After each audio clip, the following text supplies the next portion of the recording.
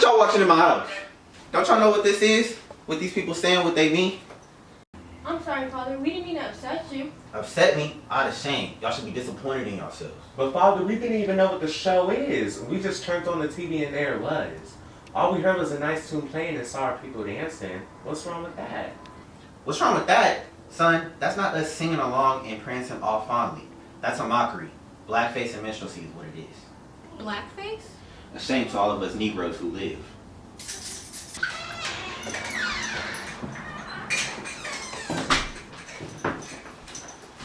What's all this fuss about? I can hear y'all from outside.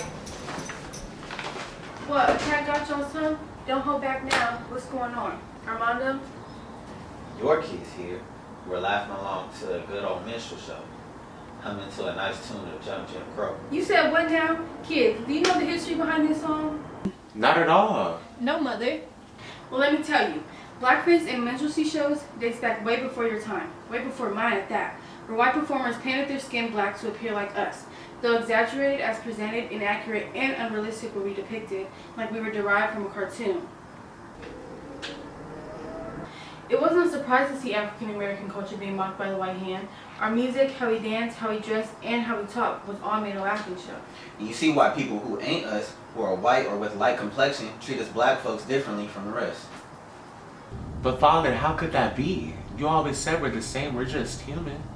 You're right, son, but Those who engage in blackface, engage with the minstrel shows like these, and enjoyed it, only see color unlike we do. They judge based off what was presented to them and not the layers underneath, of who we are under the dark complexion. But that's not right. That ain't fair to us, especially when we're fair to them. And I know, hon, but do you understand why your father got upset when y'all was humming to that tune? Like said in the tune, the name Jim Crow. He, the first known minstrel character, and thus used to falsely and negatively picture the reality and lives of black folks. So not just in which you listen to and watch, but in these shows, there's been white people in blackface depicting us as less than, unknowing, and ignorant. lazy, clumsy, thieves, violent, and criminals associated with characters like the one voiced in the tune, Jim Crow. All stereotypes used in justification of discrimination of us black folks suffering is why I'm scared to let you kids play outside alone at that, and fear that you experience such hate.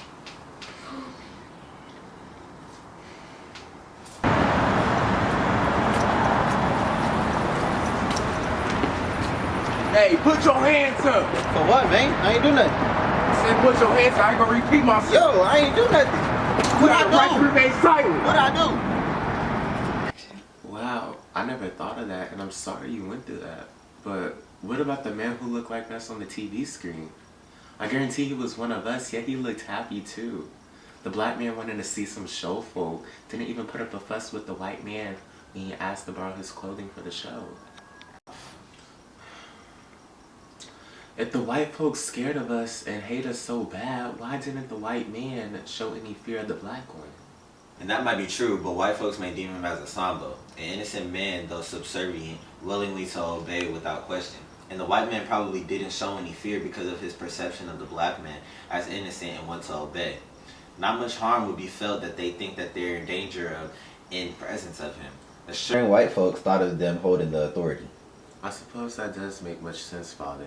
But two, there was also the mammy stereotype where it referred to a loyal, nurturing, but dependent black woman, unable to be equal to a white individual and worth no more than for servitude. Well, Mother, that certainly can't check out as you're standing in the flesh, the most independent woman I know with all that you do.